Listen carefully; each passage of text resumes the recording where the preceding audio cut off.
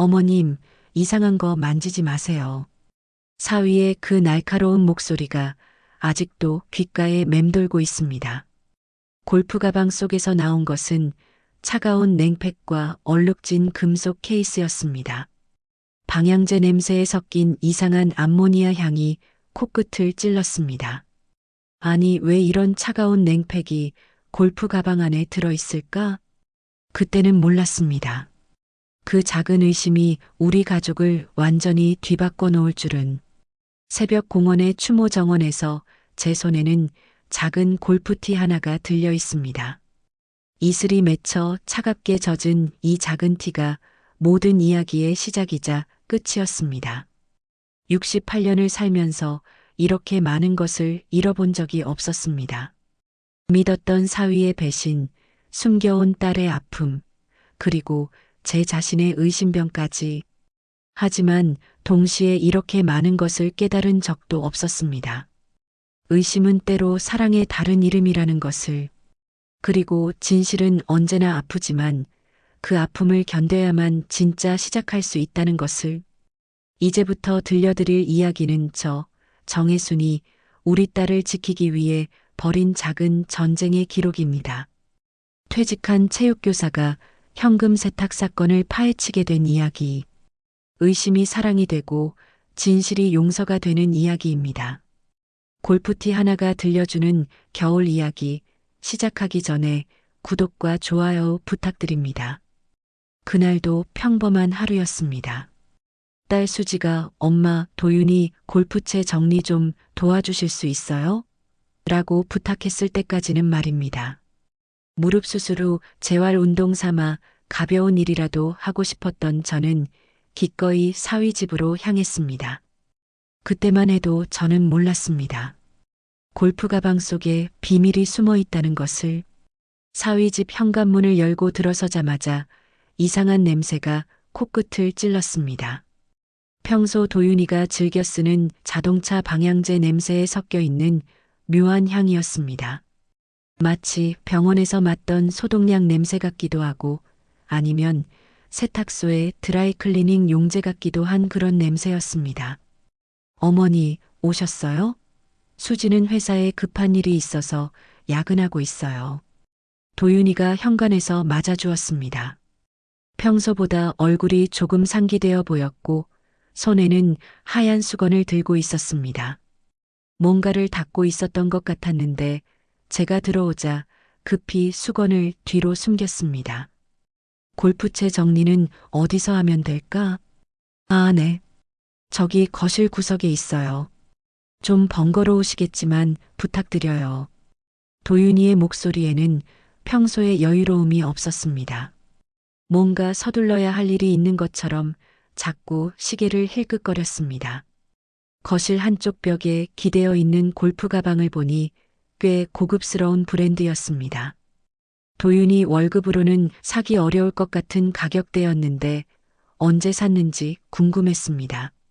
하지만 괜히 참견하는 시어머니로 보일까봐 입을 다물었습니다. 가방을 열어보니 골프채들이 제법 깔끔하게 정리되어 있었습니다. 드라이버, 아이언, 퍼터까지 각각의 자리에 맞춰 꽂혀 있었습니다. 하지만 이상하게도 모든 채에서 약간씩 습기가 느껴졌습니다. 마치 방금 사용하고 온 것처럼 말입니다. 골프를 쳤다면 수지가 얘기했을 텐데 골프채 하나하나를 꺼내 수건으로 닦아주며 생각에 잠겼습니다. 퇴직 전 체육교사 시절의 습관으로 운동용품은 항상 깨끗하게 관리해주고 싶었습니다. 그런데 채를 닦을 때마다 수건에 묻어나는 것이 단순한 흙먼지가 아닌 것 같았습니다. 가방 하단에 있는 여러 개의 주머니를 정리하기 시작했습니다. 골프공, 티, 장갑 등이 들어있는 주머니들을 하나씩 열어보았는데 맨 아래쪽 지퍼 포켓을 열었을 때였습니다. 차가운 것이 손끝에 닿았습니다. 냉팩이었습니다. 그런데 일반적인 쿨팩이 아니라 의료용처럼 보이는 냉각, 젤팩이었습니다. 표면에는 성에가 맺혀 있었고 만져보니 꽁꽁 얼어 있었습니다. 왜 골프 가방에 이런 것이 들어있을까요? 냉팩 옆에는 작은 금속 케이스가 하나 더 있었습니다. 스테인리스 스틸로 된 직사각형 모양의 케이스였는데 역시 차갑게 얼어 있었습니다. 케이스 모서리 부분에는 미세한 붉은 얼룩 같은 것이 묻어 있었습니다. 심장이 빨라지기 시작했습니다. 손에 들린 호루라미 줄을 무의식적으로 손가락에 감았다 풀었다 반복했습니다.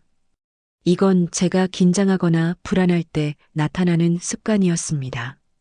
퇴직 후에도 여전히 목에 걸고 다니는 이 작은 호루라미가 제게는 일종의 안정제 역할을 했습니다. 골프는 따뜻할 때 하는 운동인데 왜 냉팩이 이 안에 들어있을까? 케이스를 조심스럽게 열어보려다가 멈춰 섰습니다.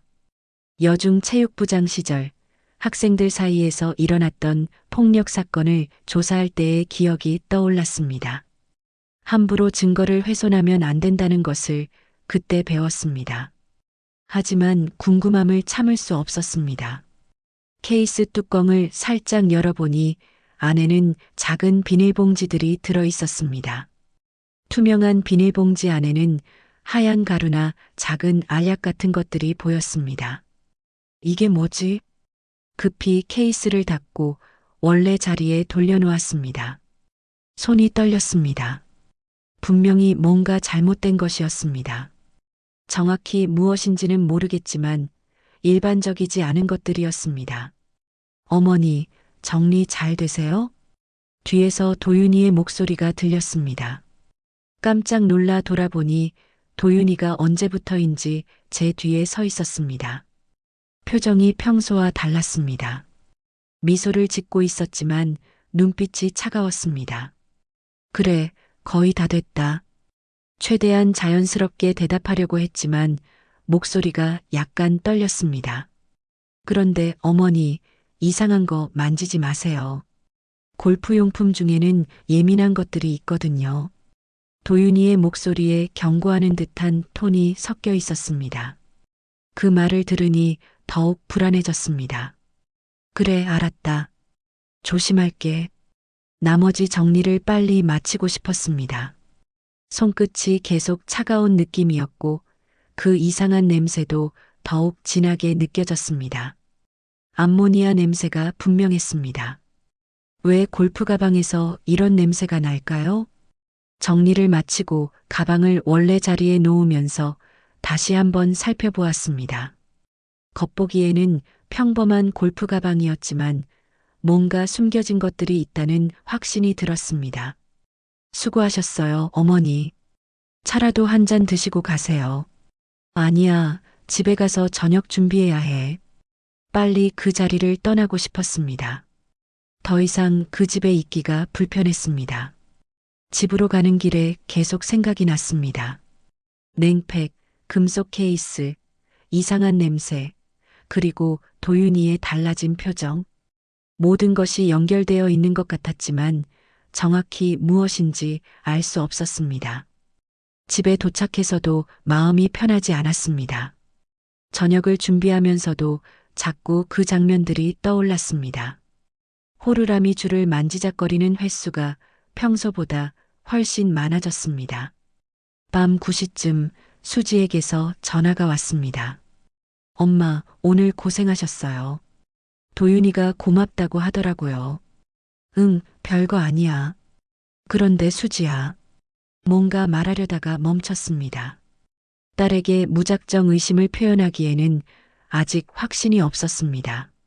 네, 엄마. 왜요? 아니야, 아무것도 아니야. 그런데 요즘 생활이 좀 어려우니? 엄마, 사실은 이번 달만 생활비 좀 보태줄 수 있을까요? 수지의 목소리가 평소보다 작아졌습니다. 그리고 뭔가 숨기는 듯한 톤이 느껴졌습니다. 얼마나 필요한데? 300만 원 정도면. 다음 달에 꼭 갚아드릴게요. 300만 원이라니. 적지 않은 금액이었습니다. 그런데 더 이상한 것은 수지가 구체적인 이유를 말하지 않는다는 것이었습니다. 무슨 일인데 그렇게 급하게? 그냥 갑자기 필요한 일이 생겨서요. 자세한 건 나중에 말씀드릴게요. 전화를 끊고 나니 더욱 불안해졌습니다. 딸이 무언가를 숨기고 있다는 것이 분명했습니다. 그리고 그것이 오늘 골프 가방에서 발견한 이상한 것들과 관련이 있을지도 모른다는 생각이 들었습니다. 밤 11시가 넘어서 도윤이가 집에 들어오는 소리가 들렸습니다. 제 집 바로 옆이라 창문 너머로 소리가 들렸습니다. 차 문이 닫히는 소리, 현관문 여는 소리, 그리고 복도에서 뭔가를 닦는 듯한 소리. 장갑을 닦고 있는 건가? 왜 이 시간에 장갑을 닦을까요?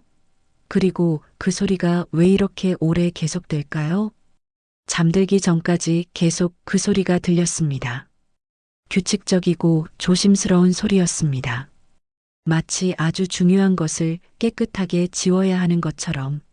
내일은 좀 더 자세히 알아봐야겠다. 그렇게 다짐하며 잠자리에 들었지만 쉽게 잠이 오지 않았습니다. 골프 가방 속에 이상한 물건들이 머릿속에 맴돌았습니다. 여중 체육부장 시절의 경험이 말해주고 있었습니다. 이런 의심이 들 때는 끝까지 파고들어야 한다고. 우리 딸을 지키기 위해서라도. 호루라미 줄을 꽉 쥐고 눈을 감았습니다. 내일부터는 정말로 시작이 될 것 같았습니다. 다음 날 아침 눈을 뜨자마자 어젯밤의 기억이 선명하게 되살아났습니다. 골프 가방 속 차가운 냉팩, 붉은 얼룩이 묻은 금속 케이스, 그리고 도윤이의 달라진 눈빛까지. 모든 것이 꿈이었으면 좋겠다는 생각이 들었지만 손끝에 아직 남아있는 차가운 감촉이 그것이 현실이었음을 일깨워 주었습니다. 세수를 하면서 거울 속 제 얼굴을 바라보았습니다.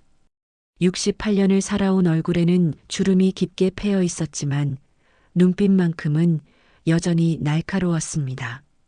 여중 체육부장 시절 학생들 사이의 폭력 사건을 끝까지 파헤쳤던 그때의 눈빛과 똑같았습니다.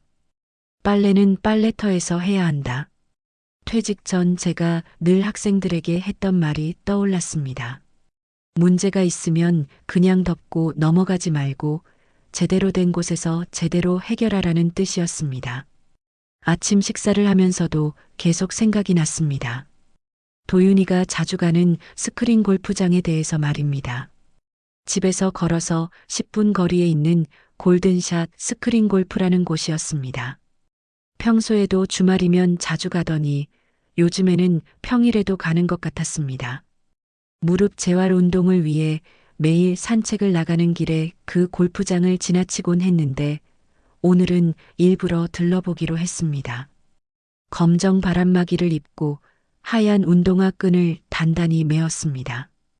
호루라미 줄을 목에 걸고 습관적으로 손가락에 감았다 풀었다 하면서 집을 나섰습니다. 골프장 앞에 도착했을 때는 오전 10시쯤이었습니다. 평일 오전이라 그런지 사람들이 많지 않았습니다. 유리문 너머로 안을 들여다보니 몇 개의 스크린 부스에서 중년 남성들이 골프를 치고 있었습니다. 카운터에는 20대로 보이는 여직원이 앉아 있었습니다. 제가 들어가자 의외라는 표정을 지었습니다.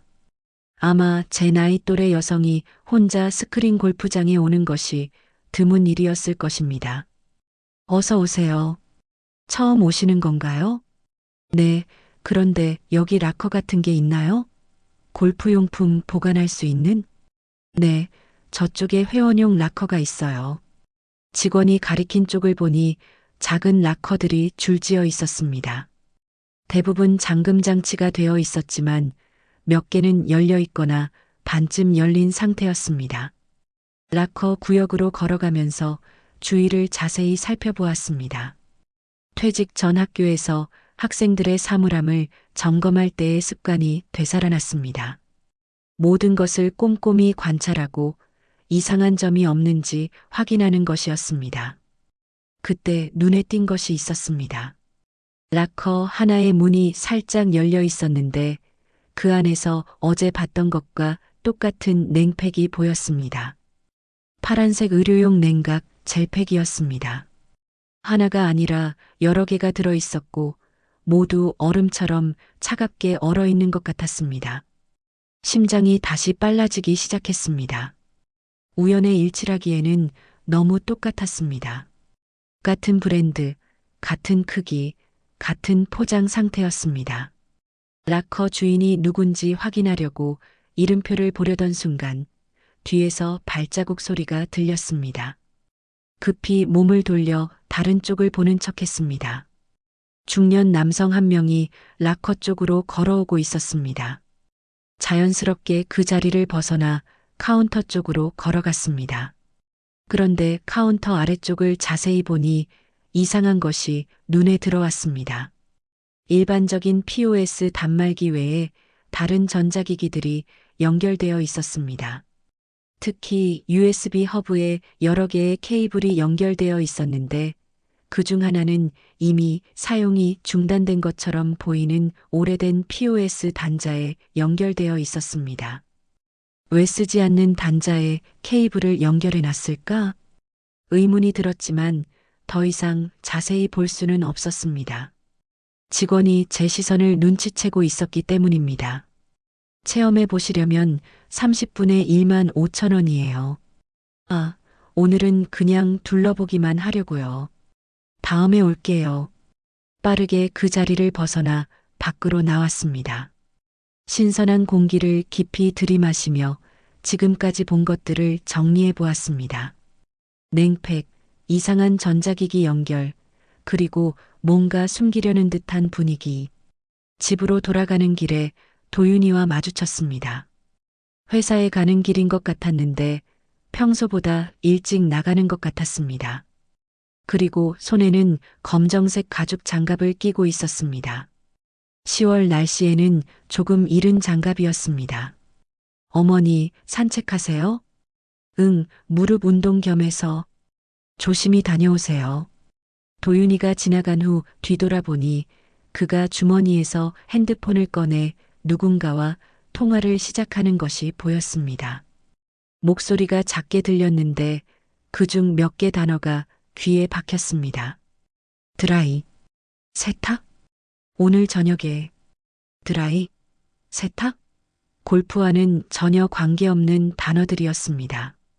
하지만 왠지 평범한 세탁 이야기는 아닌 것 같았습니다. 도윤이의 목소리 톤이 평소와 달랐기 때문입니다. 긴장하고 있고 뭔가를 조심스럽게 처리하려는 듯한 톤이었습니다. 집에 돌아와서 종이와 펜을 꺼냈습니다. 여중 시절 문제가 생기면 항상 이렇게 했습니다. 모든 정보를 정리하고 연결점을 찾아내는 것이었습니다.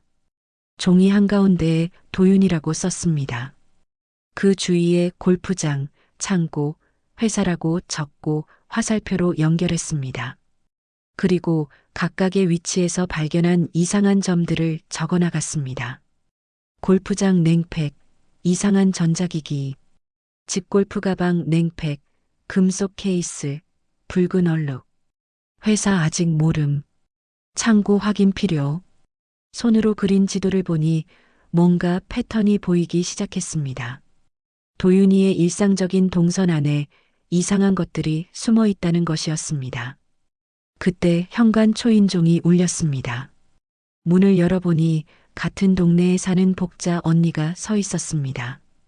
큰 안경테를 쓰고 허리에 포대기를 찬 듯한 단단한 체형의 복자 언니는 제 오랜 친구였습니다. 무엇보다 동네 소식통이었습니다. 혜순아, 바쁘지 않지? 잠깐 들어가도 될까? 그럼 들어와. 차라도 한잔하자. 복자 언니가 들어오자마자 제가 그린 지도를 급히 서랍에 넣었습니다. 하지만 복자 언니의 눈은 이미 그것을 포착한 상태였습니다. 뭘 그렇게 열심히 적고 있었어? 아, 그냥 운동 코스 정리하는 거야. 복자 언니는 의심스러운 눈빛으로 저를 바라보았습니다. 하지만 더 이상 묻지는 않았습니다. 대신 다른 이야기를 꺼냈습니다. 그런데 말이야, 요즘 그 스크린 골프장 사장이 이상하더라. 귀가 번쩍 뛰었습니다. 무슨 말이야? 밤마다 창고에 파란 스티로폼 박스를 들여놔.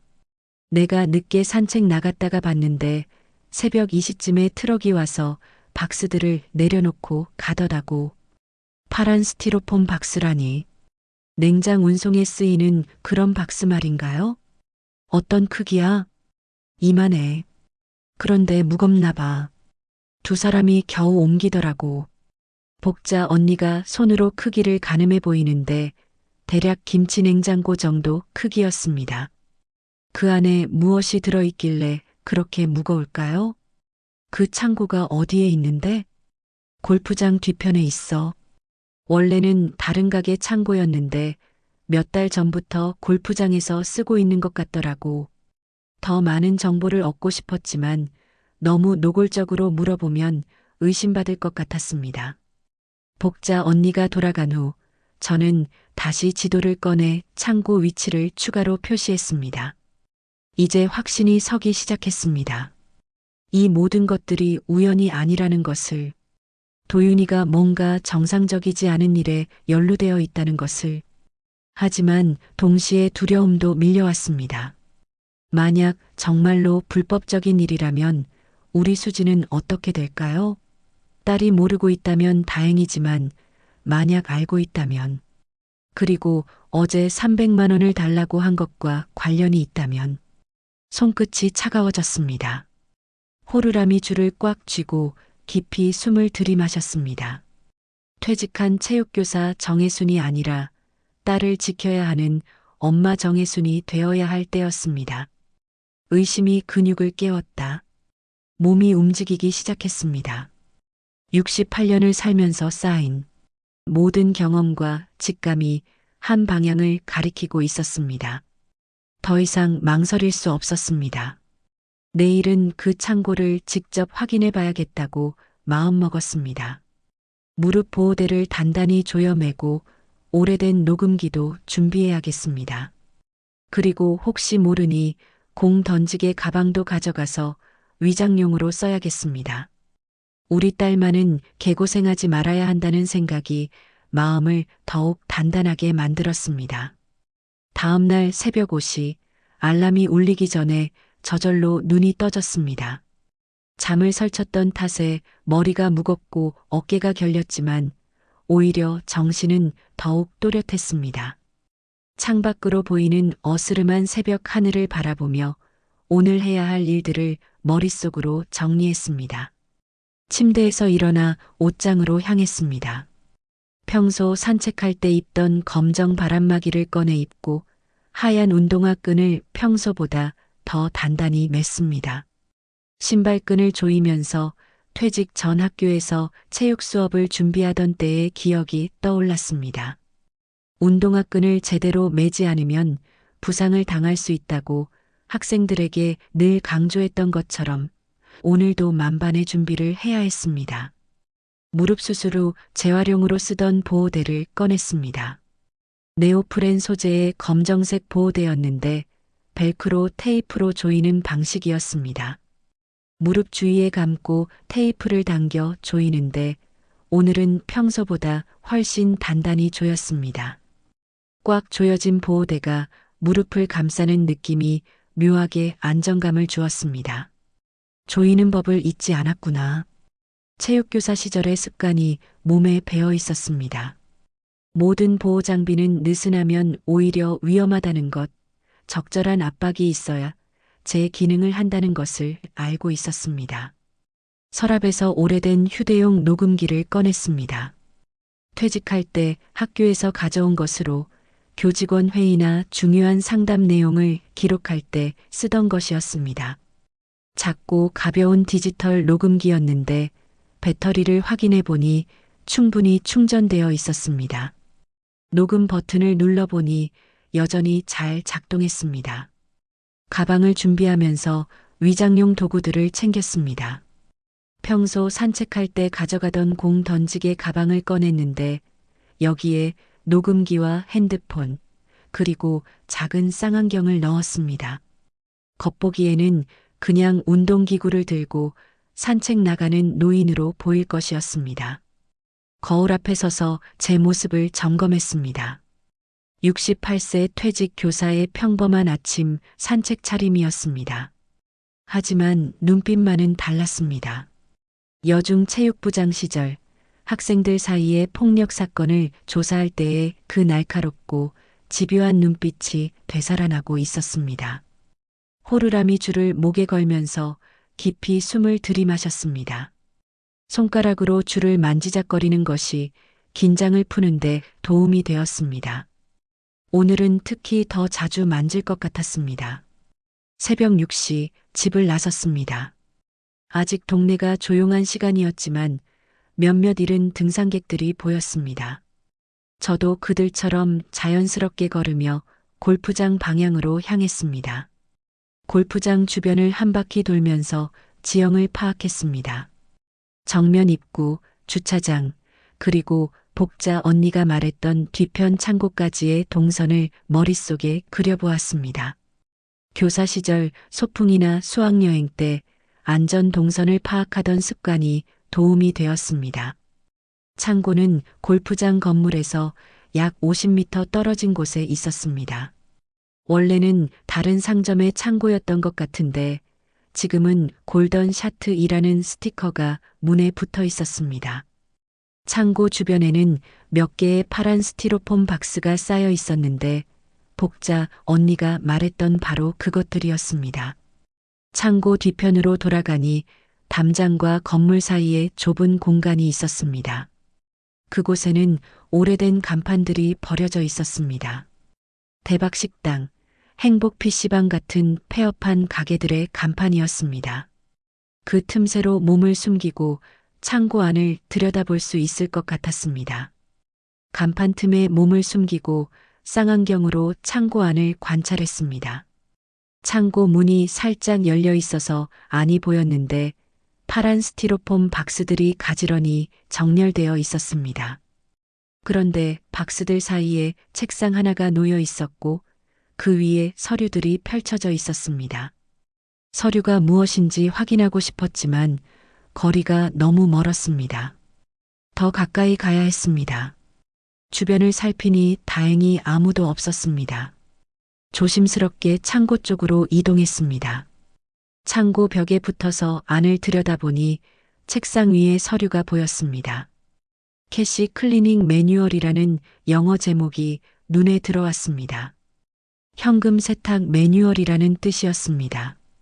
그 아래에는 한글로 된 설명이 있었는데 1단계 수집, 2단계 분산, 3단계 통합이라는 단어들이 보였습니다. 손이 떨렸습니다. 이것은 분명히 불법적인 활동에 관한 자료였습니다. 증거를 남겨야 했습니다. 핸드폰을 꺼내 사진을 찍으려는 순간 멀리서 발자국 소리가 들렸습니다. 급히 간판 뒤로 몸을 숨겼습니다. 심장이 빠르게 뛰었지만 호흡을 가다듬으며 최대한 조용히 있었습니다. 발자음이 점점 가까워지더니 창고 앞에서 멈췄습니다. 문이 열려 있네. 남자 목소리였습니다. 골프장 직원인 것 같았습니다. 창고 문을 닫는 소리가 들리고 자물쇠 채우는 소리까지 들렸습니다. 발자음이 멀어진 후에야 안도의 숨을 내쉬었습니다.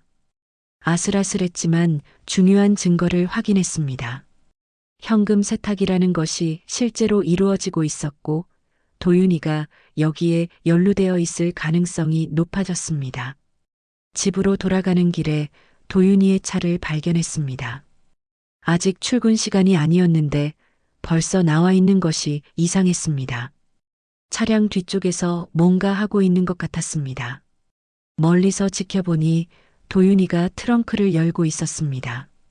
트렁크 안에는 골프채들이 들어 있었는데 그 옆에 골프티들이 수북이 담긴 봉지가 있었습니다. 그런데 이상한 것은 그 골프티들 중 몇 개가 젖어 있다는 것이었습니다.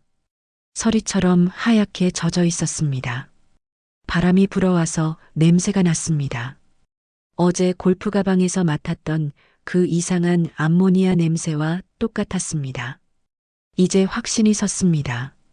골프티들이 단순한 골프용품이 아니라는 것을. 도윤이가 트렁크를 닫고 차에 타는 것을 보고 급히 그 자리를 벗어났습니다. 들키면 안 되었습니다. 아직 더 많은 증거가 필요했습니다. 집에 도착해서 오늘 확인한 내용들을 정리했습니다. 현금 세탁 매뉴얼, 이상한 골프티들, 그리고 계속되는 암모니아 냄새. 모든 것이 연결되고 있었습니다. 여중 체육부장 시절의 경험이 되살아나고 있었습니다. 문제가 발생했을 때는 증거 마이너스 확인 마이너스 보고 3단계를 거쳐야 한다는 원칙이었습니다. 증거는 수집했고 이제 더 확실하게 확인해야 했습니다. 그 다음에는 적절한 곳에 보고해야 했습니다. 하지만 가장 중요한 것은 우리 딸을 지키는 것이었습니다. 수지가 이 일에 얼마나 연루되어 있는지, 그리고 어떻게 하면 피해를 최소화할 수 있는지를 생각해야 했습니다. 무릎 보호대를 풀면서 오늘의 성과를 생각해 보았습니다. 두려움은 있었지만 동시에 기술적 자신감도 생겼습니다. 68세가 되어도 여전히 문제를 파헤치고 해결할 수 있다는 것을 확인했습니다. 호루라미 줄을 만지작거리며 내일의 계획을 세웠습니다. 이제 좀 더 구체적인 증거가 필요했습니다. 그리고 혼자서는 한계가 있다는 것도 깨달았습니다. 도움이 필요했습니다. 저녁에 수지에게서 전화가 왔습니다. 엄마, 어제 말씀드린 생활비 건은 어떻게 생각하세요? 목소리에 절박함이 묻어 있었습니다. 300만 원이라는 돈이 정말로 급하게 필요한 것 같았습니다. 수지야, 무슨 일인지 정확히 말해줄 수 있을까? 그냥 갑자기 필요한 일이 생겨서요. 자세한 건 나중에 설명드릴게요. 여전히 구체적인 이유를 말하지 않았습니다. 이것도 오늘 발견한 일들과 관련이 있을 것이 분명했습니다. 전화를 끊고 나서 더욱 확신이 섰습니다.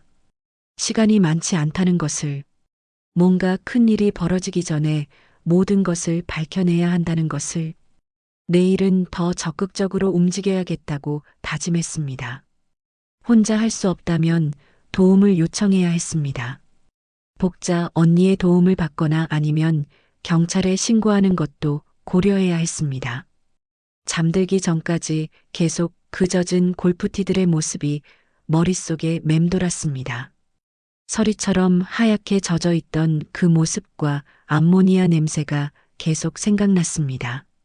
무엇인가 큰 일이 시작되고 있다는 예감이 들었습니다.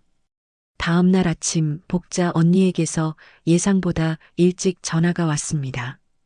평소 같으면 오전 9시 이후에나 연락을 주는데 7시도 안 된 시간에 전화가 온 것이 이상했습니다. 목소리도 평소보다 흥분되어 있었습니다. 혜순아, 지금 집에 있지? 내가 지금 갈게. 중요한 거 봤어. 전화가 끊어지기 전에 복자 언니의 거친 숨소리가 들렸습니다. 뭔가 급하게 뛰어온 것 같았습니다. 15분 후 복자 언니가 헐떡거리며 제 집 문을 두드렸습니다. 큰 안경테가 김서린 채로 들어왔는데 얼굴이 상기되어 있었습니다. 혜순아, 내가 어제 그 창고 갔다 왔지? 나도 가봤어. 가슴이 덜컥 내려앉았습니다. 복자 언니의 성격상 호기심이 생기면 참지 못한다는 것을 알고 있었지만 이렇게 빨리 행동에 옮길 줄은 몰랐습니다. 언니, 혹시 들키지는 않았어? 그게 거의 들킬 뻔했어. 창고 문틈으로 안을 보고 있는데 경비 아저씨가 나타나더라고. 복자 언니가 의자에 앉으며 가슴을 쓸어내렸습니다. 안경을 벗어 렌즈를 닦는 손이 미세하게 떨리고 있었습니다. 평소 당당하던 모습과는 달리 조금 위축되어 보였습니다. 어떻게 했는데? 다행히 내가 가르쳐준 대로 공 던지개 가방을 들고 있었잖아. 그냥 산책하다가 길을 잃었다고 했어. 경비 아저씨도 의심하지는 않았던 것 같아. 안도의 숨을 내쉬었지만 동시에 걱정이 되었습니다. 복자 언니의 성격상 한번 관심을 가지면 계속 파고들 것이 분명했습니다. 하지만 이런 일은 위험할 수도 있었습니다. 언니, 앞으로는 혼자 가지 마. 위험할 수도 있어. 알았어. 하지만 혜순아, 그 창고 안에 정말 이상한 게 많더라. 파란 박스들 말고도 책상 위에 계산기 같은 기계들이 여러 개 있었어. 복자 언니가 보고한 내용을 들으며 어제 제가 본 것들과 연결해 보았습니다. 현금 세탁 매뉴얼과 계산 기계들. 점점 더 구체적인 그림이 그려졌습니다. 오후쯤 더 전문적인 도움이 필요하다는 생각이 들어 경찰서에 전화를 걸었습니다. 하지만 막상 신고를 하려니 구체적인 증거가 부족하다는 것을 깨달았습니다. 의심스러운 물건들을 봤다는 것만으로는 경찰이 움직이기 어려울 것 같았습니다. 혹시 경제범죄 담당 형사와 상담할 수 있을까요?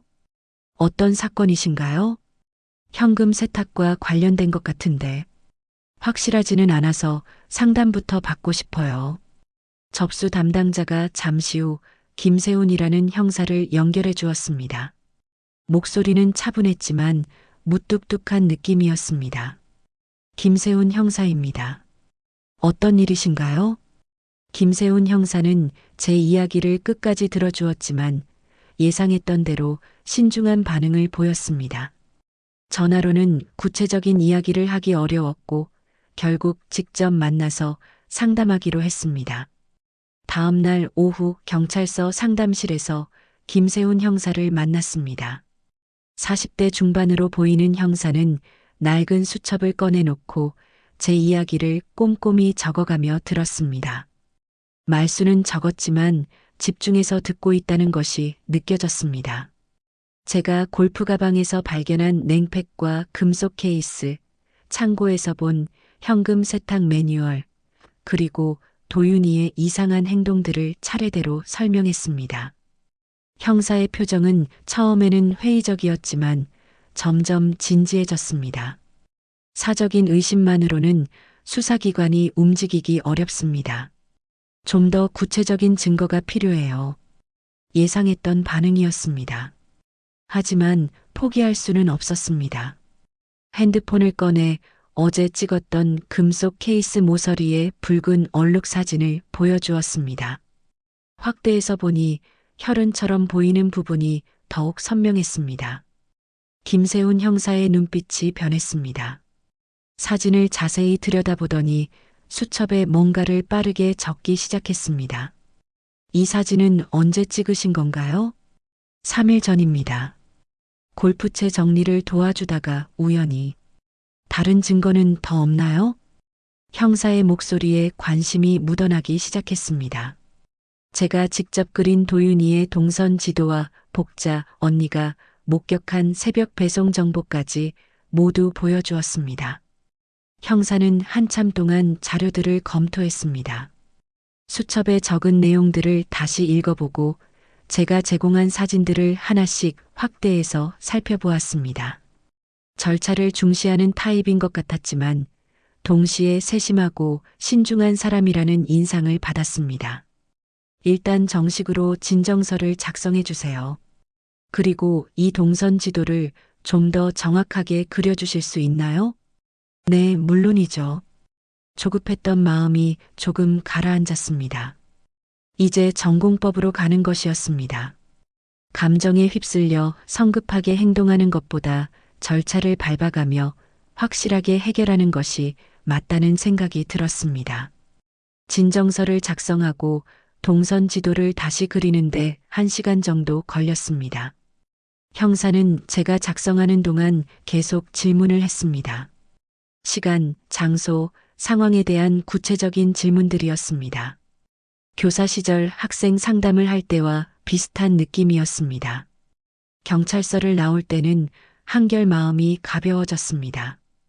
이제 혼자가 아니라는 안도감이 들었습니다. 비록 아직 수사가 시작된 것은 아니지만 적어도 전문가의 도움을 받을 수 있게 되었습니다. 집에 돌아와서 저녁을 준비하고 있는데 현관문이 열리는 소리가 들렸습니다. 수지와 도윤이가 함께 온 것 같았습니다. 평소보다 일찍 들어온 것이 이상했습니다. 엄마, 안녕하세요. 도윤이가 거실로 들어오면서 인사를 했는데 시선이 제 손목에 머물렀습니다. 호루라미 줄이 평소보다 더 잘 보이는 위치에 있었나 봅니다.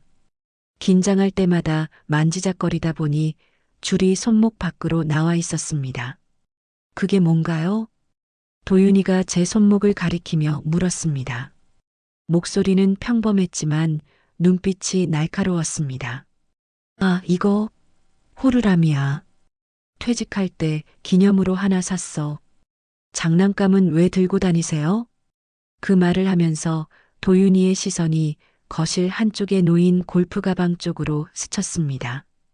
특히 가방 하단 부분을 유심히 바라보았습니다. 마치 뭔가 확인하려는 듯한 시선이었습니다. 가슴이 두근거리기 시작했습니다. 도윤이가 제가 골프 가방을 뒤진 것을 알고 있는 것은 아닐까요?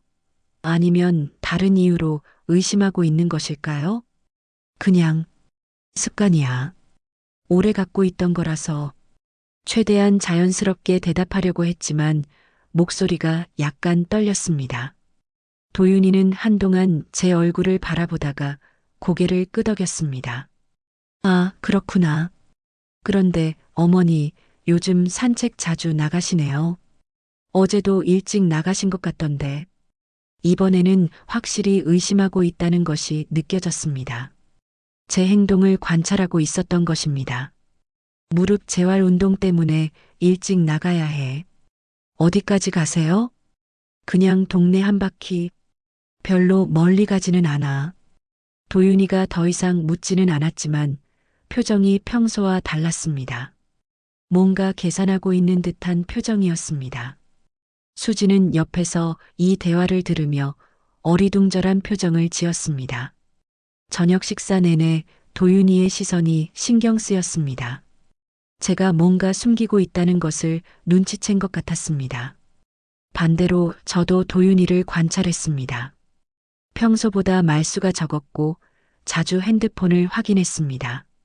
식사 후 설거지를 하면서 수지와 단둘이 있게 되었습니다. 딸에게 뭔가 말해야 할지 고민이 되었습니다. 하지만 아직 확실한 증거가 없는 상태에서 딸을 불안하게 만들고 싶지는 않았습니다. 수지야, 요즘 도윤이가 좀 바쁜 것 같더라. 일이 많아? 네, 회사에서 새로운 프로젝트를 맡게 되어서요. 좀 스트레스 받는 것 같아요. 새로운 프로젝트라니. 그것이 정말 회사 일일까요? 아니면 다른 일일까요? 그들이 돌아간 후 오늘 있었던 일들을 정리해 보았습니다. 김세훈 형사의 협조를 얻은 것은 큰 진전이었지만 동시에 도윤이가 제 행동을 의심하기 시작했다는 것도 확인되었습니다. 그리고 복자 언니의 성급한 행동도 걱정스러웠습니다. 이제 시간이 많지 않다는 것을 느꼈습니다. 도윤이가 경계심을 갖기 시작했다면 증거들이 사라질 수도 있었습니다. 더 빨리 움직여야 했습니다. 하지만 동시에 더욱 조심해야 했습니다. 도움과 방해가 한 번에 찾아온 상황에서 어떻게 균형을 맞춰야 할지 고민이 되었습니다. 호루라미 줄을 만지작거리며 내일의 계획을 세웠습니다. 김세훈 형사와 다시 만나서 더 구체적인 수사 방향을 논의해야 했습니다. 그리고 복자 언니에게는 당분간 조용히 있으라고 부탁해야 했습니다. 무엇보다 도윤이의 의심을 피하면서도 필요한 정보를 계속 수집해야 했습니다. 쉽지 않은 일이었지만 우리 딸을 지키기 위해서는 해내야 했습니다. 김세훈 형사에게서 연락이 온 것은 진정서를 제출한 지 사흘 후였습니다. 아침 8시, 평소보다 이른 시간에 걸려온 전화였는데 목소리에 긴장감이 묻어 있었습니다. 정혜순 씨, 오늘 오후 2시에 현장 확인을 하려고 합니다. 동행 가능하시죠? 가슴이 두근거리기 시작했습니다. 드디어 공식적인 수사가 시작되는 것이었습니다. 한편으로는 기대되었지만 다른 한편으로는 두려웠습니다. 만약 정말로 도윤이가 불법적인 일에 연루되어 있다면 우리 가족은 어떻게 될까요? 네, 물론입니다. 전화를 끊고 나서 옷을 갈아입었습니다. 평소 산책복이 아닌 좀 더 정중한 옷차림을 선택했습니다. 회색 카디건에 검정 바지, 그리고 편한 운동화를 신었습니다. 호루라미 줄을 목에 걸면서 깊이 숨을 들이마셨습니다. 오늘은 특별히 더 많이 만지게 될 것 같았습니다. 오후 2시 골프장 앞에서 김세훈 형사를 만났습니다. 형사는 혼자 온 것이 아니라 다른 수사관 한 명과 함께 왔습니다. 두 사람 모두 평복을 입고 있었지만 어딘지 모르게 경찰관임을 알 수 있는 분위기가 있었습니다. 골프장 사장과는 이미 연락이 되어 있습니다. 창고 점검에 대해서도 동의를 받았고요. 김세훈 형사가 작은 수첩을 펼쳐보며 설명했습니다. 글씨가 빼곡히 적힌 수첩을 보니 지난 며칠 동안 얼마나 꼼꼼히 준비했는지 알 수 있었습니다. 골프장 안으로 들어가니 낮에도 불구하고 꽤 많은 손님들이 있었습니다. 스크린 부스에서 골프를 치는 소리가 계속 들렸습니다. 평범한 골프장의 일상적인 풍경이었지만 이제는 모든 것이 다르게 보였습니다. 사장이라는 40대 남성이 나와서 인사를 했습니다. 얼굴에는 미소를 짓고 있었지만 눈빛이 불안해 보였습니다. 손을 계속 비비며 신경질적인 모습을 보였습니다. 창고는 이쪽입니다. 평소에는 골프용품이나 청소용품을 보관하는 곳이에요. 사장의 목소리가 평소보다 높았습니다. 거짓말을 하고 있다는 것이 목소리에서 느껴졌습니다. 여중 시절 거짓말하는 학생들을 상대할 때와 똑같은 패턴이었습니다. 창고로 향하는 길에 제 심장은 점점 더 빨리 뛰었습니다. 손끝이 차가워지고 입술이 말랐습니다. 호루라미 줄을 무의식적으로 손가락에 감았다 풀었다 반복했습니다. 67년을 살면서 이렇게 긴장해 본 적이 언제였을까요? 창고 문을 열자 익숙한 냄새가 코끝을 찔렀습니다. 암모니아 냄새와 차가운 냉기의 혼합이었습니다. 제가 골프 가방에서 맡았던 바로 그 냄새였습니다. 이제 확신이 섰습니다. 이곳에서 뭔가 정상적이지 않은 일이 벌어지고 있다는 것을. 창고 안은 생각보다 넓었습니다. 앞쪽에는 골프채와 청소용품들이 정리되어 있었지만 뒤쪽으로 갈수록 이상한 물건들이 보였습니다. 파란 스티로폼 박스들이 체계적으로 쌓여 있었고 그 옆에는 작은 책상과 의자가 놓여 있었습니다. 김세훈 형사가 수첩을 꺼내 주변을 꼼꼼히 기록하기 시작했습니다. 동행한 수사관은 사진을 찍고 있었습니다. 플래시가 터질 때마다 창고 안에 숨겨진 모습들이 더욱 선명하게 드러났습니다. 창고 구석진 곳에서 김세훈 형사가 뭔가를 발견했습니다. 다른 박스들과는 조금 다른 청색 스티로폼 박스였습니다. 크기도 더 컸고 테이프로 여러 번 감겨 있었습니다. 이 박스는 뭔가요? 김세훈 형사가 사장에게 물었습니다. 사장의 얼굴이 순간 창백해졌습니다. 입술을 몇 번 달싹거리다가 대답했습니다. 그냥 골프공 보관용이에요. 테이프를 떼고 확인해도 될까요? 네. 네, 물론이죠. 사장의 목소리가 떨렸습니다. 이미 게임은 끝난 것 같았습니다. 수사관이 조심스럽게 테이프를 제거하기 시작했습니다. 여러 겹으로 감긴 테이프를 벗겨내는데 시간이 걸렸습니다. 그 시간 동안 창고 안은 숨막히는 정적에 휩싸였습니다. 제 심장 소리만 귀에 울렸습니다. 드디어 박스가 열렸습니다. 안에서 나온 것은 골프공이 아니었습니다. 차가운 냉기와 함께 여러 개의 진공 포장된 돈다발이 나왔습니다. 깔끔하게 포장된 현금들이었는데 대부분 10,000원짜리 지폐였습니다. 그 옆에는 작은 상자가 하나 더 있었습니다. 상자 안에는 여러 개의 휴대폰과 SIM 카드들이 들어 있었습니다. 그리고 은행 카드들도 여러 장 있었는데 모두 다른 이름으로 발급된 것들이었습니다. 김세훈 형사가 휴대폰 중 하나를 조심스럽게 집어들었습니다. 메모장을 확인해 보니 캄보디아 마이너스 송금 단가 3%, 베트남 마이너스 송금 단가 2.5%라는 글들이 적혀 있었습니다. 이 모든 것을 보는 순간 다리에 힘이 빠졌습니다. 이제 의심이 아니라 확신이었습니다. 도윤이가 단순한 골프 애호가가 아니라 현금 세탁 조직에 연루되어 있다는 것을, 그리고 우리 딸 수지도 이 모든 일에 연루되어 있을 수 있다는 것을, 우리 집 식구가 정말 여기에? 가슴이 무너져 내리는 것 같았습니다. 67년을 살면서 느껴본 적 없는 배신감과 절망감이 동시에 밀려왔습니다. 정의감으로 시작한 일이 결국 가족의 붕괴로 이어지는 것인가요? 호루라미 줄을 꽉 쥐고 벽에 기대섰습니다. 다리가 후들거려서 제대로 서 있기도 어려웠습니다. 김세훈 형사가 제 상태를 보고 의자를 가져다 주었습니다. 괜찮으세요? 네, 괜찮아요. 괜찮지 않았습니다. 전혀 괜찮지 않았습니다. 하지만 지금은 무너질 때가 아니었습니다. 끝까지 확인해야 했습니다. 수사관들이 증거 수집을 계속하는 동안 골프장 사장은 완전히 기가 죽어 있었습니다. 땀을 뻘뻘 흘리며 벽에 기대서 있었습니다. 이미 모든 것이 탄로난 상황에서 더 이상 변명할 거리도 없었습니다. 1시간 정도 지나서 현장 조사가 끝났습니다.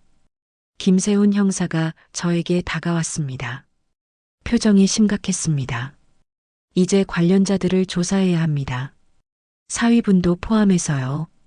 예상했던 말이었지만 막상 들으니 가슴이 찢어지는 것 같았습니다. 도윤이가 정말로 이 일에 연루되어 있다는 것이 공식적으로 확인된 것이었습니다. 언제쯤 연락하실 건가요? 내일 오전에 출석 요구를 할 예정입니다. 집으로 돌아가는 길이 너무나 무겁게 느껴졌습니다. 평소 같으면 15분이면 도착할 거리가 오늘은 1시간처럼 길게 느껴졌습니다. 발걸음 하나하나가 무거웠고 숨쉬기도 어려웠습니다. 집에 도착해서 소파에 앉자마자 눈물이 나기 시작했습니다.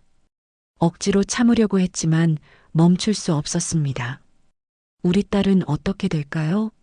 도윤이는 정말로 그런 일에 연루된 것일까요? 수지는 알고 있었을까요? 저녁 7시쯤 수지에게서 전화가 왔습니다. 목소리가 평소와 달랐습니다.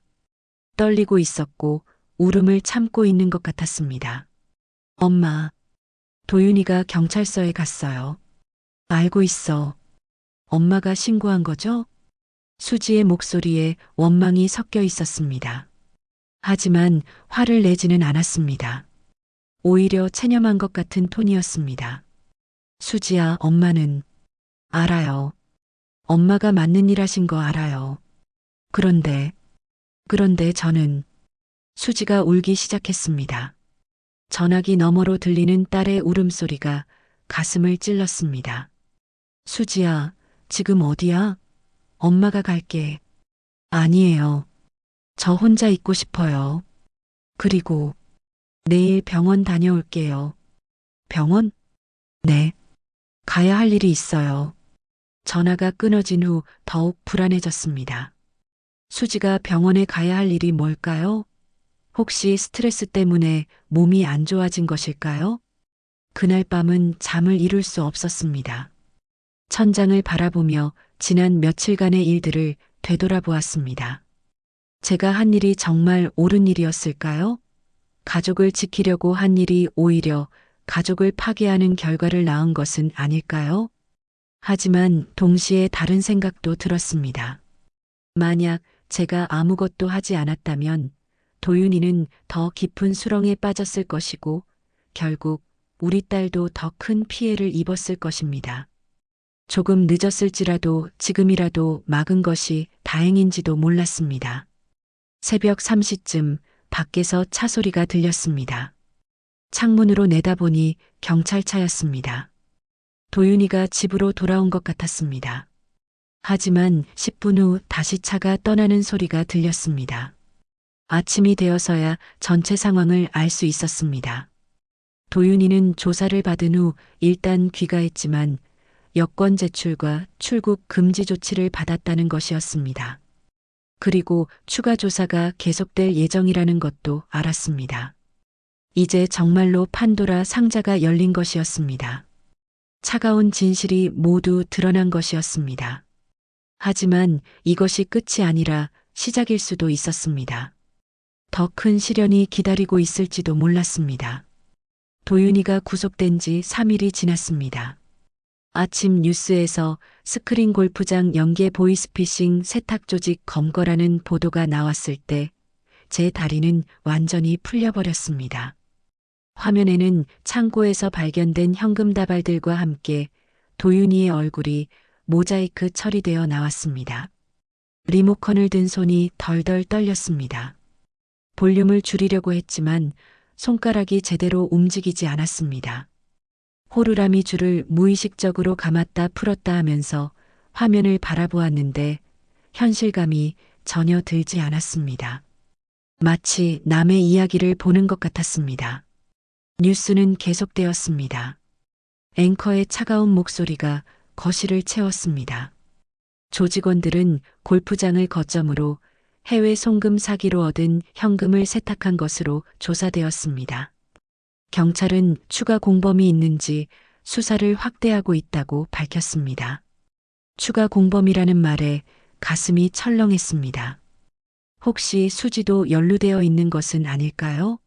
딸이 300만 원을 급하게 요청했던 것, 최근 들어 말수가 줄어든 것, 모든 것이 이 사건과 관련이 있는 것은 아닐까요? 회사 압수수색 장면도 나왔습니다. 도윤이가 다니던 중소무역업체에 경찰들이 들어가는 모습이었습니다. 박스를 들고 나오는 수사관들의 모습을 보니 사건의 규모가 생각보다 클 수도 있다는 생각이 들었습니다. 오후에 수지가 집에 왔습니다. 얼굴이 창백했고 눈두덩이 부어 있었습니다. 며칠 동안 제대로 잠을 자지 못한 것 같았습니다.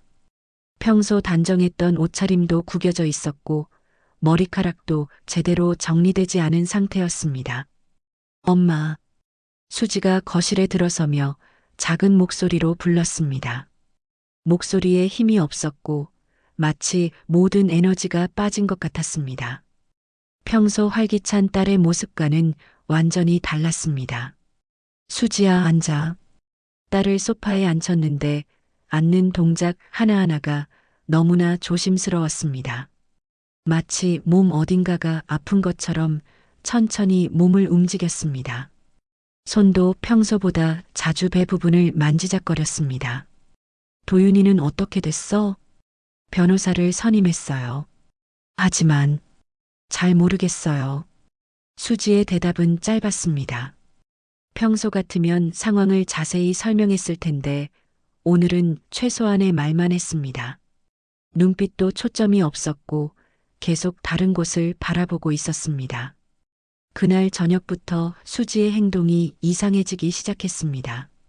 평소보다 훨씬 일찍 잠자리에 들었는데 밤 10시쯤 되니 작은 종이 상자를 들고 밖으로 나가는 모습이 창문 너머로 보였습니다. 상자는 신발 상자 정도 크기였는데 양손으로 조심스럽게 들고 있었습니다. 마치 깨지기 쉬운 것을 다루는 것처럼 몸 앞에 안고 걸어갔습니다. 어디로 가는지 궁금했지만 따라갈 수는 없었습니다. 1시간쯤 후에 돌아왔는데 상자는 들고 있지 않았습니다. 그런데 옷에서 묘한 냄새가 났습니다. 흙냄새와 소독약 냄새가 섞인 것 같았습니다. 장례식장에서 맡았던 것과 비슷한 냄새였습니다. 다음 날도 마찬가지였습니다. 수지는 저녁만 되면 작은 상자를 들고 나갔다가 1시간 후에 돌아왔습니다. 그리고 돌아올 때마다 그 이상한 냄새를 풍겼습니다. 3일째 되는 날 저는 참을 수 없어서 물어보았습니다. 수지야, 요즘 저녁에 어디 가니? 그냥 산책이요. 상자는 뭐야? 수지의 얼굴이 순간 굳어졌습니다. 눈빛이 당황스러워했고 입술을 몇 번 달싹거렸습니다. 별거 아니에요. 별거 아닌 게 어디 있어. 엄마한테 말해봐. 정말 별거 아니에요. 걱정하지 마세요. 수지는 더 이상 말하지 않았습니다. 오히려 방으로 들어가 버렸습니다. 문을 닫는 소리가 평소보다 조금 강했습니다. 뭔가 숨기고 있다는 것이 분명했습니다. 일주일이 지나자 동네 시선도 신경 쓰이기 시작했습니다. 시장에 나가면 사람들이 수군거리는 소리가 들렸습니다. 그 집 사위가 보이스피싱, 골프장에서 같은 단어들이 귀에 들어왔습니다. 평소 친하게 지내던 이웃들도 저를 보면 어색한 표정을 지었습니다. 동정하는 듯한 시선도 있었지만 피하려는 시선도 있었습니다. 67년을 살면서 이렇게 외로움을 느껴본 적이 없었습니다. 복자 언니마저도 연락을 덜 하게 되었습니다. 평소 같으면 하루 한 번씩은 전화를 했는데 이제는 며칠에 한 번 정도만 안부를 물어왔습니다. 그마저도 예전처럼 자연스럽지 않았습니다. 어느 날 저녁 혼자 집에 앉아 있는데 문득 골프티가 생각났습니다. 도윤이 차 트렁크에서 봤던 그 젖은 골프티들 말입니다. 지금 생각해보니 그것들이 무엇을 의미했는지 알 것 같았습니다. 아마도 돈을 세탁할 때 사용하는 일종의 신호나 표시였을 것입니다. 창고 앞에서 혼자 티샷 폼을 취해 보았습니다. 물론 골프채도 공도 없었습니다. 그냥 허공에 대고 스윙 자세만 취해 보았습니다. 바람만 맞으며 서 있는 제 모습이 우스꽝스럽게 느껴졌습니다. 내가 무엇을 한 거지? 갑자기 허무감이 밀려왔습니다. 정의감으로 시작한 일이 결국 가족을 파괴하는 결과를 낳았습니다. 도윤이는 감옥에 갔고 딸은 뭔가를 숨기며 이상하게 행동하고 있었습니다. 동네 사람들의 시선은 차가워졌고 저는 점점 더 외로워지고 있었습니다. 그런 생각을 하며 집으로 돌아가는데 호텔 4층에 있는 간판이 눈에 들어왔습니다. 마음회복센터라고 쓰여 있었습니다. 그런데 그 간판 앞에서 누군가 나오는 모습이 보였습니다. 자세히 보니 수지였습니다. 딸이 그 건물에서 나오고 있었습니다. 손에는 여전히 작은 종이 상자를 들고 있었습니다. 그런데 표정이 평소와 달랐습니다. 울었던 것 같은 흔적이 있었고 걸음걸이도 힘이 없었습니다. 급히 몸을 숨기고 지켜보았습니다. 수지는 호텔 뒤편 작은 정원 쪽으로 향했습니다. 그곳에는 작은 화단이 있었는데 수지가 무릎을 꿇고 앉아서 뭔가를 하고 있었습니다. 더 가까이 가고 싶었지만 들킬까봐 그 자리에 서 있었습니다. 10분 정도 지나서 수지가 일어났는데 이제는 상자를 들고 있지 않았습니다. 화단 어딘가에 묻은 것 같았습니다. 수지가 떠난 후 그 자리를 확인해 보고 싶었지만 그럴 용기가 나지 않았습니다. 딸이 무엇을 하고 있는 것인지, 왜 비밀스럽게 행동하는 것인지 궁금했지만 동시에 알고 싶지 않기도 했습니다. 집에 돌아와서 호텔 정보를 인터넷으로 찾아보았습니다. 4층에는 정말로 마음회복센터가 있었습니다. 그런데 그 옆층에는 산부인과와 연계된 상담센터도 있다는 것을 발견했습니다. 난임이나 유산 관련 상담을 하는 곳이었습니다. 가슴이 철렁했습니다. 혹시 수지가, 혹시 우리 딸이 그런 일을 겪고 있는 것은 아닐까요? 그래서 300만 원이 급하게 필요했던 것일까요? 그래서 최근 들어 말수가 줄어들고 이상하게 행동한 것일까요? 그날 밤은 더욱 잠이 오지 않았습니다.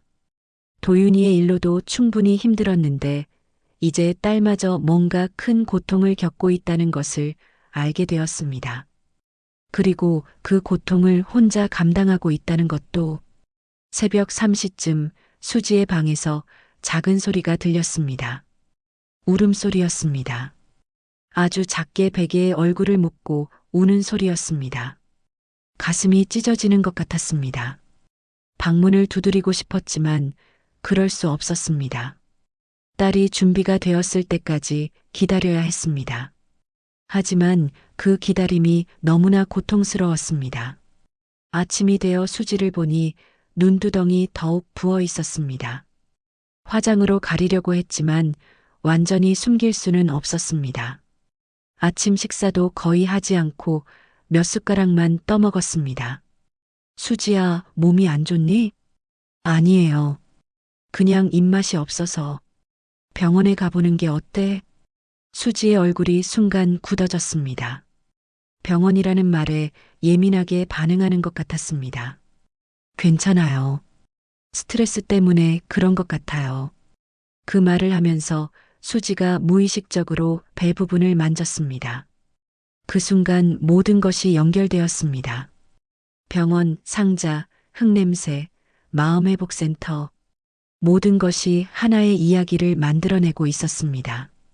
우리 딸이 혼자서 얼마나 큰 고통을 감당하고 있는지 깨달았습니다.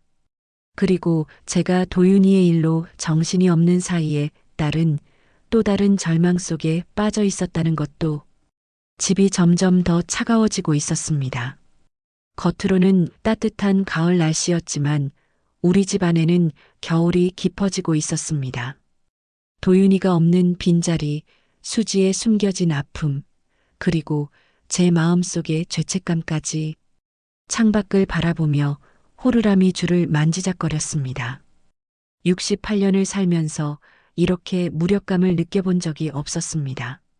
정의를 실현했다고 생각했는데 결국 가족 모두를 불행하게 만든 것은 아닐까요? 하지만 포기할 수는 없었습니다. 이제라도 딸의 아픔을 함께 나누고 싶었습니다. 혼자 감당하게 둘 수는 없었습니다. 내일은 용기를 내어 딸과 진솔한 대화를 나눠야겠다고 다짐했습니다. 다음 날 저녁 더 이상 참을 수 없었습니다. 수지가 또다시 작은 종이 상자를 들고 나가려는 모습을 보자 가슴이 터질 것 같았습니다. 일주일 넘게 지켜보면서 마음속에 쌓인 걱정과 궁금증, 그리고 딸에 대한 안타까움이 한계에 달했습니다. 수지야, 잠깐. 딸이 현관에서 신발을 신고 있을 때 불렀습니다. 수지는 깜짝 놀란 표정으로 돌아보았습니다. 손에 든 상자를 더욱 꽉 안으며 경계하는 눈빛을 보였습니다. 어디 가는지 말해줄 수 있을까? 엄마, 그냥 잠깐 나갔다 올게요. 수지야, 엄마가 다 봤어. 수지의 얼굴이 순간 하얗게 질렸습니다. 상자를 든 손이 미세하게 떨리기 시작했습니다. 입술을 몇 번 달싹거리더니 고개를 숙였습니다. 뭘 보셨는데요? 호텔에서 나오는 것도 봤고 뒤편 정원에서 뭘 묻는 것도 봤어. 더 이상 숨길 수 없다는 것을 깨달은 수지의 어깨가 축 처졌습니다.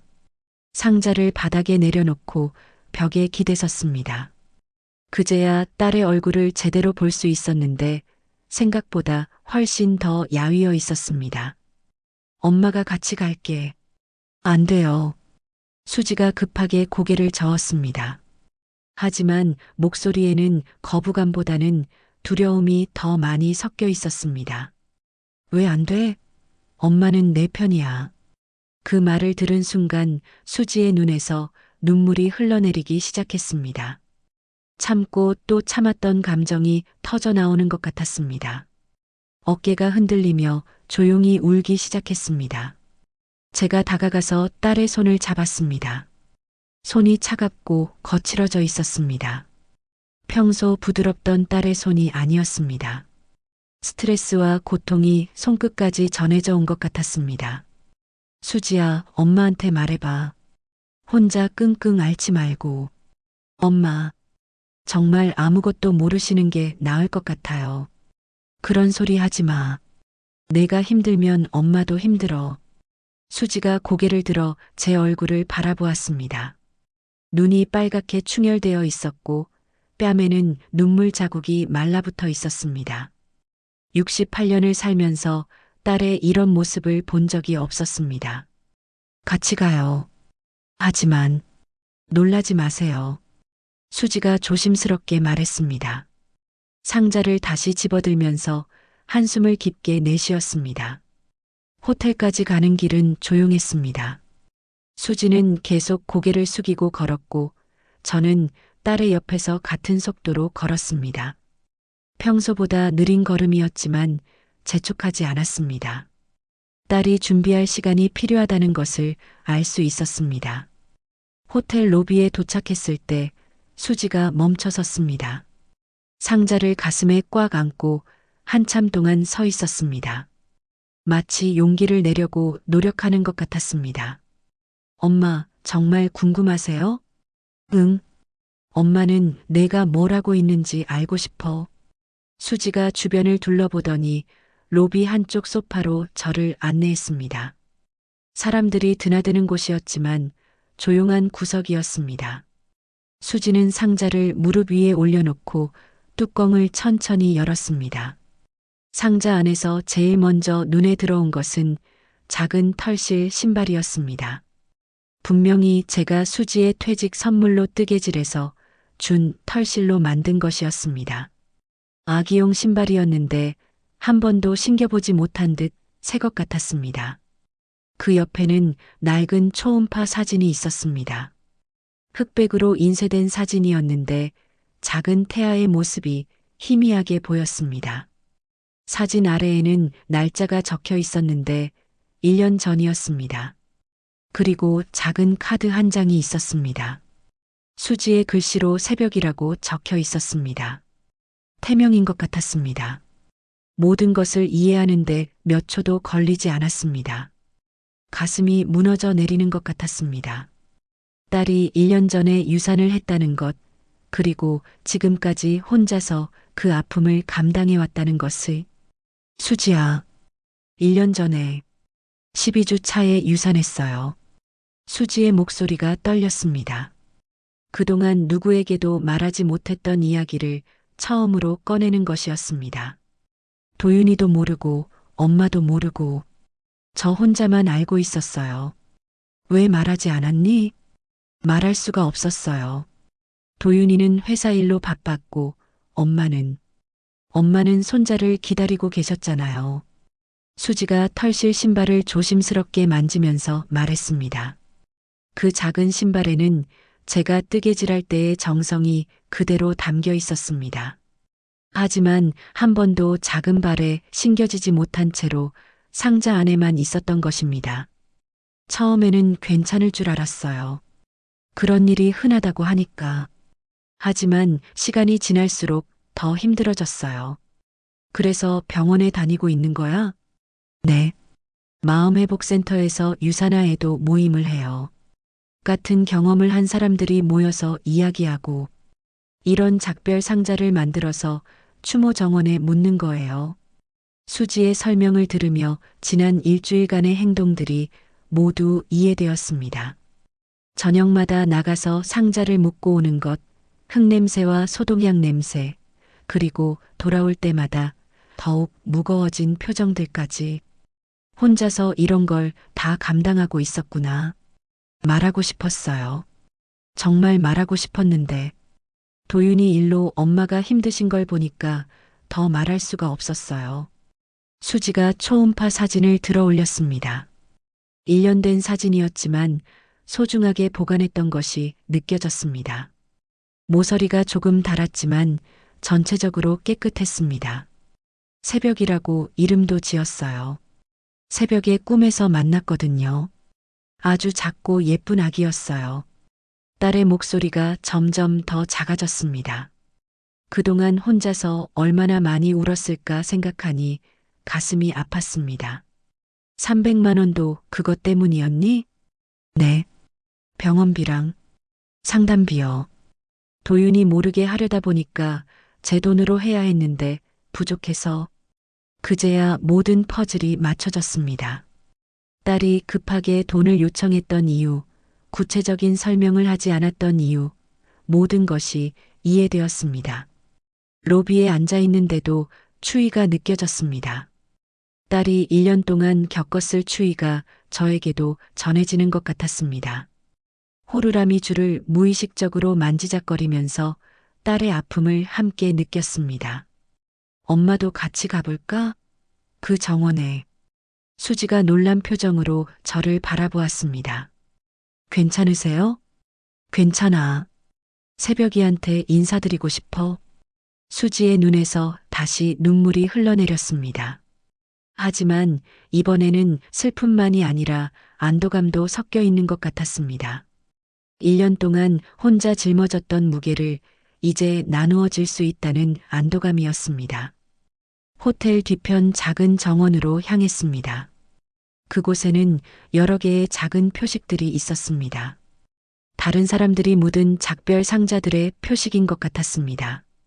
수지가 한쪽 구석을 가리켰습니다. 저기요. 매일 거기에 묻었어요. 작은 나무 밑에 새벽이라고 적힌 작은 팻말이 있었습니다. 주변에는 작은 꽃들이 심어져 있었고 정성스럽게 관리된 흔적이 보였습니다. 수지가 무릎을 꿇고 앉아서 오늘 가져온 상자를 조심스럽게 땅에 묻기 시작했습니다. 작은 손으로 흙을 파는 모습이 너무나 애처로워 보였습니다. 저도 옆에 무릎을 꿇고 앉았습니다. 새벽아, 할머니야. 늦게 인사드려서 미안해. 혼자말로 중얼거렸습니다. 수지가 깜짝 놀라더니 작게 웃었습니다. 1년 만에 보는 딸의 진짜 웃음이었습니다. 갑자기 골프티가 생각났습니다. 도윤이 트렁크에서 봤던 그 젖은 골프티들, 서리처럼 하얗게 젖어 있던 그것들이 떠올랐습니다. 지금 생각해보니 그것들도 새로운 시작을 의미하는 것일 수도 있었습니다. 주머니에서 작은 물건을 꺼냈습니다. 며칠 전 창고 앞에서 주워온 골프티 하나였습니다. 이슬에 젖어 차가워진 채로 주머니에 넣어두었던 것이었습니다. 이것도 같이 묻자. 떨리는 손으로 골프티를 상자 위에 올려놓았습니다. 작고 하얀 골프티가 상자 위에서 빛나고 있었습니다. 다시 시작하자, 우리. 수지가 고개를 끄덕였습니다. 그리고 함께 흙을 덮기 시작했습니다. 두 사람이 함께 작은 무덤을 만들어가는 모습이 어둠 속에서 고요하게 이어졌습니다. 흙을 다 덮고 나서 두 사람은 한동안 그 자리에 앉아 있었습니다. 말은 없었지만 서로의 마음이 통하는 것 같았습니다. 1년 동안 딸이 혼자 감당했던 무게를 이제 함께 나누어 가질 수 있게 되었습니다. 엄마, 미안해요. 진작 말씀드렸어야 했는데. 아니야. 내가 준비될 때까지 기다리는 게 맞았어. 집으로 돌아가는 길에 수지가 제 팔을 껴안고 걸었습니다.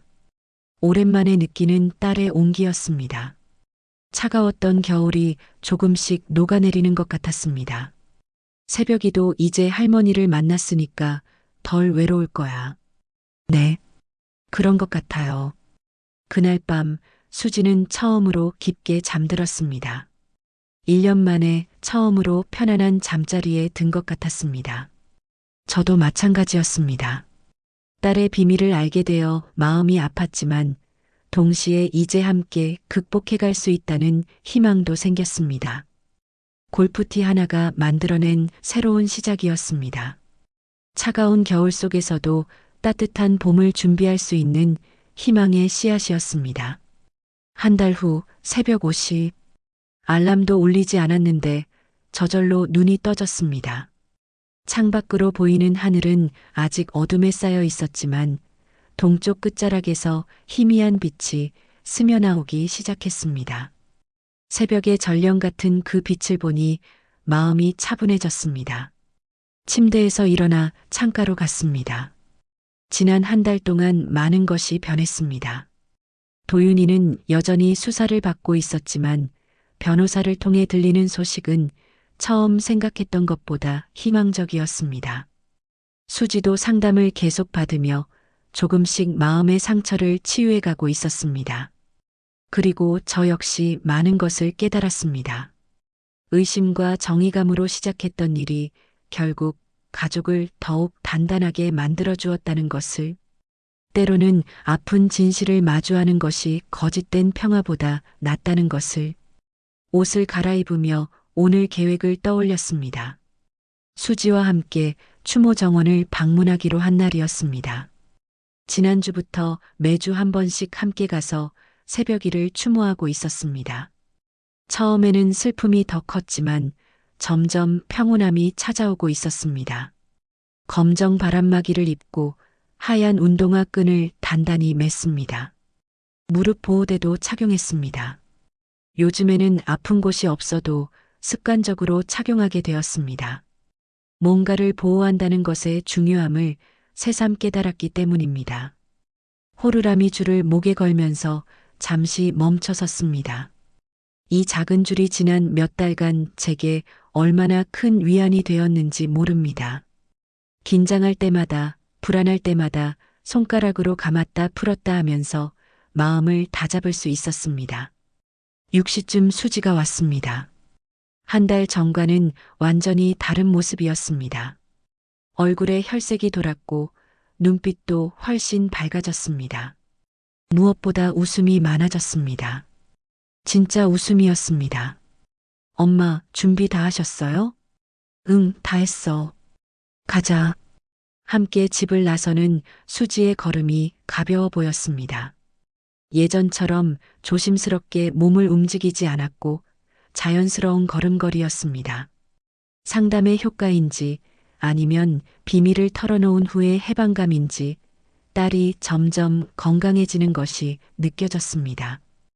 호텔까지 가는 길에 여러 이야기를 나누었습니다.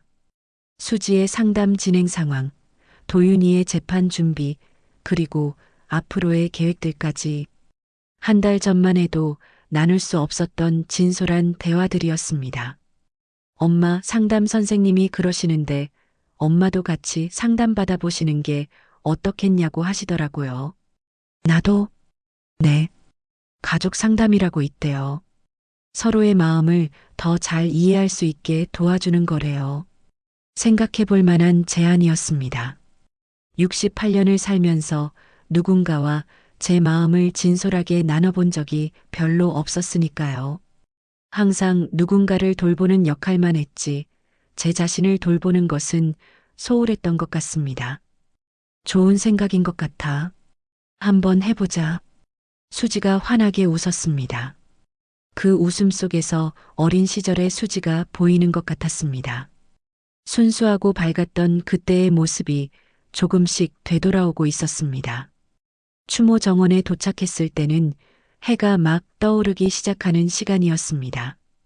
하늘이 연한 주황빛으로 물들어가고 있었습니다. 새들의 지저귐 소리가 고요한 아침을 깨우고 있었습니다. 새벽이의 작은 무덤은 여전히 그 자리에 있었습니다. 지난 한 달 동안 수지가 정성스럽게 돌본 덕분에 작은 꽃들이 예쁘게 피어 있었습니다. 새벽이라고 적힌 팻말도 새 것으로 바뀌어 있었습니다. 수지가 무릎을 꿇고 앉아 작은 꽃들을 정리하기 시작했습니다. 시든 꽃잎을 따내고 새로운 물을 주는 모습이 자연스러웠습니다. 마치 살아있는 아이를 돌보는 것처럼 정성스러웠습니다. 저도 옆에 무릎을 꿇고 앉았습니다.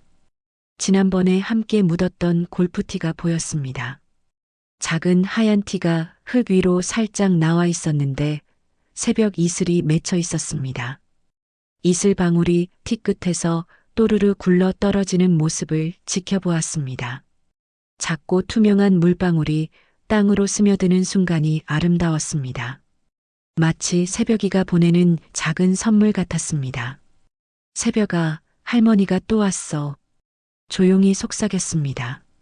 바람이 살랑 불어와서 꽃잎들이 흔들렸습니다. 마치 대답하는 것 같았습니다.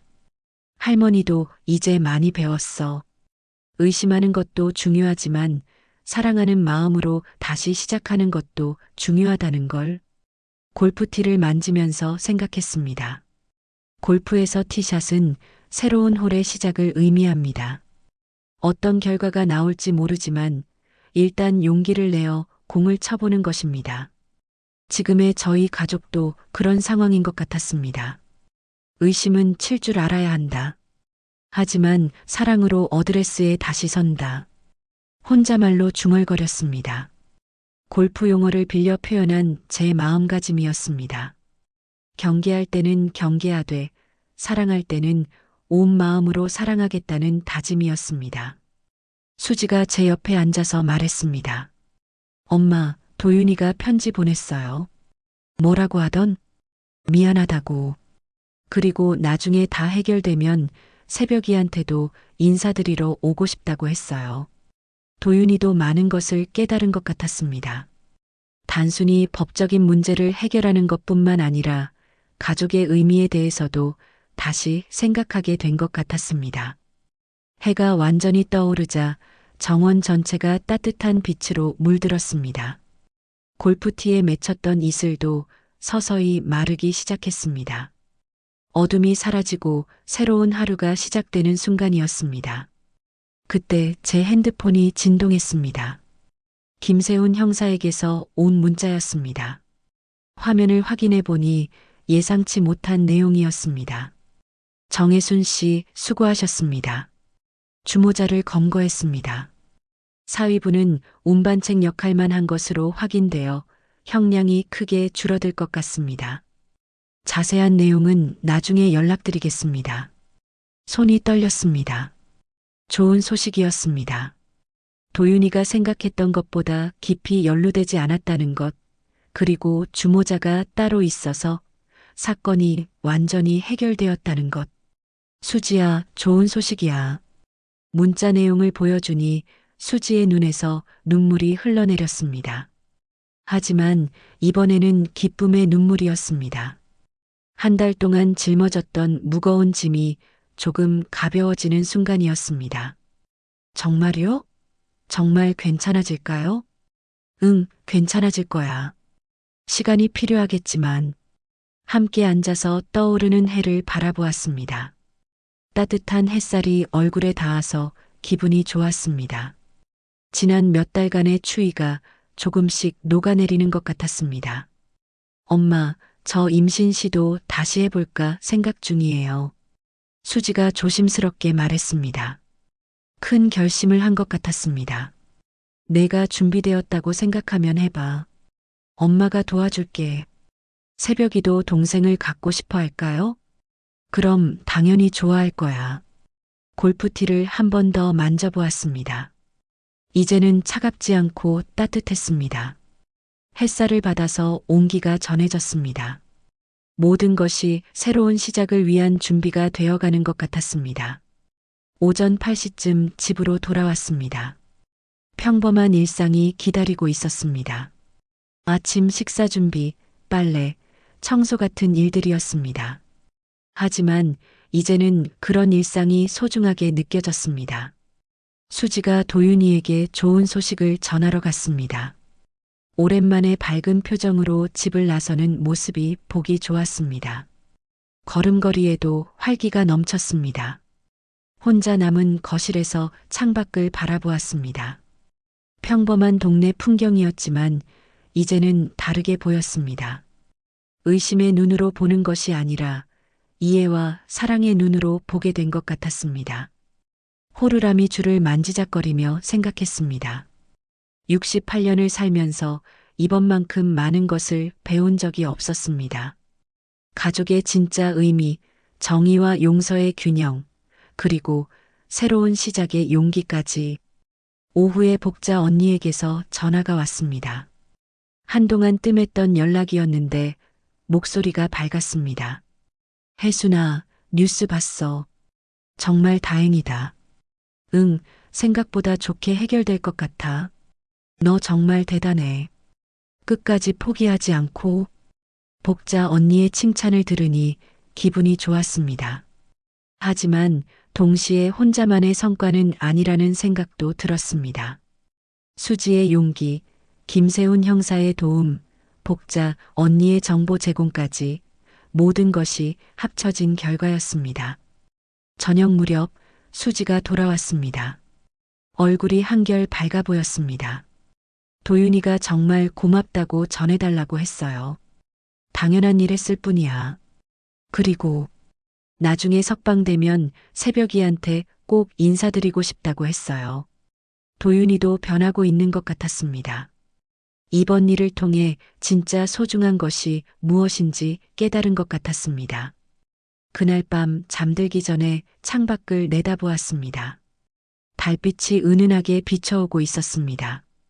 평온한 밤이었습니다. 지난 몇 달의 일들이 주마등처럼 지나갔습니다. 골프 가방에서 발견한 차가운 냉팩부터 오늘 아침 따뜻해진 골프티까지 겨울에서 시작해서 봄으로 끝나는 긴 여행이었습니다. 의심으로 시작했지만 사랑으로 끝났습니다. 분노로 시작했지만 용서로 끝났습니다. 절망으로 시작했지만 희망으로 끝났습니다. 호루라미 줄을 한 번 더 만지면서 속삭였습니다. 이제야 정말 끝인 것 같아. 하지만 동시에 새로운 시작이기도 했습니다. 가족이 다시 하나가 되어가는 시작, 수지가 새로운 꿈을 꾸는 시작, 그리고 제가 진짜 할머니가 되어가는 시작이었습니다. 골프티 하나로 시작된 이야기가 이제 새로운 골프티로 다시 시작되는 것이었습니다. 이슬이 마르고 나면 새로운 하루가 시작되는 것처럼 모든 아픔이 지나고 나면 새로운 희망이 기다리고 있었습니다. 창문을 닫고 잠자리에 들면서 마지막으로 생각했습니다. 내일 아침에는 또 어떤 새로운 하루가 기다리고 있을까요? 아마도 평범하지만 소중한 하루가 될 것입니다. 그리고 그것으로 충분했습니다. 정의와 용서가 함께 존재하는 삶, 의심과 사랑이 균형을 이루는 삶을 살아가겠다고 다짐하며 눈을 감았습니다. 골프 가방 속의 겨울은 끝났고 이제 새로운 봄이 시작되었습니다. 여러분, 정혜순 할머니의 이야기는 어떠셨나요? 골프 가방 속에 숨겨진 차가운 겨울을 발견하고 그것을 따뜻한 봄으로 바꿔낸 68세 할머니의 여정을 함께 걸어주셔서 감사합니다. 이 이야기를 들으시면서 혹시 이런 생각이 드셨나요? 나이가 들어도 여전히 할 수 있는 일이 있구나. 가족을 지키기 위한 용기가 이런 것이구나. 의심도 때로는 사랑의 표현일 수 있구나. 정혜순 할머니는 처음에는 의심으로 시작했습니다. 하지만 그 의심 뒤에는 딸을 지키고 싶은 간절한 마음이 있었습니다. 그리고 결국 그 마음이 가족을 더욱 단단하게 만들어 주었습니다. 우리는 종종 나이가 들면 할 수 있는 일이 줄어든다고 생각합니다. 하지만 정혜순 할머니가 보여주었듯이 68년간 쌓아온 경험과 지혜는 어떤 젊음보다도 강력한 무기가 될 수 있습니다. 신이여 여러분들께 말씀드리고 싶습니다. 여러분의 직감을 믿으세요. 오랜 경험이 알려주는 그 신호들을 무시하지 마세요. 나이가 많다고 해서 새로운 도전을 포기할 필요는 없습니다. 오히려 그 풍부한 경험이 더 나은 판단을 할 수 있게 해줍니다. 그리고 가족 간의 소통을 두려워하지 마세요. 때로는 아픈 진실을 마주하는 것이 거짓된 평화보다 낫습니다. 수지가 1년간 혼자 감당했던 아픔처럼 가족이라는 이름으로 숨겨지는 고통이 있다면 용기를 내어 나누어 보세요. 이 이야기의 골프티는 새로운 시작을 상징합니다. 골프에서 티샷은 모든 홀의 시작이죠. 어떤 결과가 나올지 모르지만 일단 용기를 내어 공을 쳐보는 것입니다. 여러분의 인생에서도 새로운 티샷을 할 용기를 가지세요. 나이가 많든 적든, 상황이 어렵든 쉽든, 사랑하는 사람을 지키기 위해서라면 언제든 새로운 시작을 할 수 있습니다. 마지막으로 정혜순 할머니가 깨달은 것처럼 의심은 칠 줄 알아야 하지만 사랑으로 어드레스에 다시 선다는 마음가짐을 가져보세요. 경계할 때는 경계하되 사랑할 때는 온 마음으로 사랑하는 것. 그것이 진정한 가족의 모습이 아닐까요? 골프 가방 속의 겨울이 따뜻한 봄으로 바뀌었듯이 여러분의 삶에도 새로운 계절이 찾아오기를 진심으로 바랍니다. 정혜순 할머니의 용기 있는 이야기가 여러분의 마음에 울림을 주었다면 구독과 좋아요 버튼을 눌러주세요. 여러분의 작은 클릭 하나가 더 많은 분들에게 이런 감동적인 이야기를 전할 수 있는 힘이 됩니다. 오늘도 가족을 사랑하고 정의로운 마음으로 살아가고 계신 모든 분들께 박수를 보냅니다. 시청해주셔서 감사합니다.